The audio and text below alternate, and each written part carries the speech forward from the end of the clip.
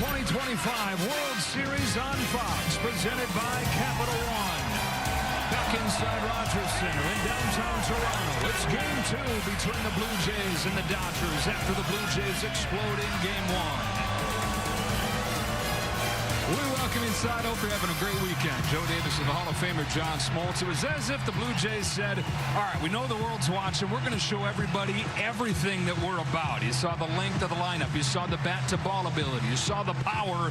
It's quite a display in the first game. Half the country didn't get to see what they do well. They put on a clinic offensively against one of the toughest left-handers in baseball. Well, how did they do that? Well, it's been all year. The formula is pretty simple.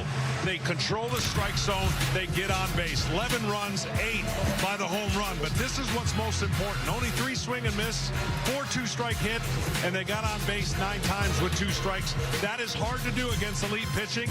If they continue to do that, they could very well hoist the trophy. Well, they're going to have another chance to do it against elite pitching because the guy they're facing today, Yoshinobu Yamamoto's been awesome. He's coming off the first complete game in the postseason in 8 years. Absolutely. I mean, this is going to be an absolute strength against strength. What the Dodger pitcher does so well, first of all, he can't get a hit off him. Hard to get multiple hits off him. His opponent's batting average on the year, basically nothing. And then when he gets on the road, even better. But here's the key. He is so good in the zone. That's what Toronto does well. That's the strength versus strength. I think for Yamamoto and the Dodgers, not a must-win, but it's pretty close to it. And they're going to have to get off to a good start with their offense. And it is a pitching matchup as you fired up for this game. Yamamoto goes for the Dodgers. Kevin Gausman, the ace, goes for the Blue Jays. And for more on him, here's Ken Rosenthal. Thanks, Joe. It took a while, but the Jays finally are at the point Kevin Gausman envisioned when he signed with them prior to 2022. Gausman said when the team was swept in the wild card round his first 2 seasons, it was heartbreaking. And when the Jays finished last a year ago, he likened it to the entire club getting punched in the face. Now, as he takes the mound with his 5th club for his first World Series start, the journey is the reward. Now over to Tom Verducci. Well, thanks, Ken. Shohei Ohtani has hit 6 home runs this postseason off 5 different pitch types. But there is something very similar about all of them. Location.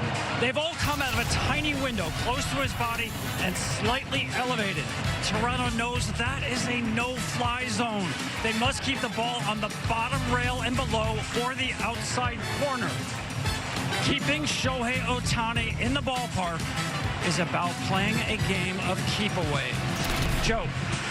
All right, Tom, and it was a ballpark that was rocking like it was 1993 last night. They've been the best home field advantage in baseball all season, and they flexed that in Game 1. This city has been buzzing for a couple months now. We can feel it, you know. They bring the energy to the ballpark. The loudest building I've ever been. Yeah, we definitely feel it when we're playing here. We feed off that. This is the #1 home field advantage in the majors. Archer, kiss it goodbye! Went crazy. This is mind-blowing right here. They've been waiting 32 years for this. What a statement from Toronto.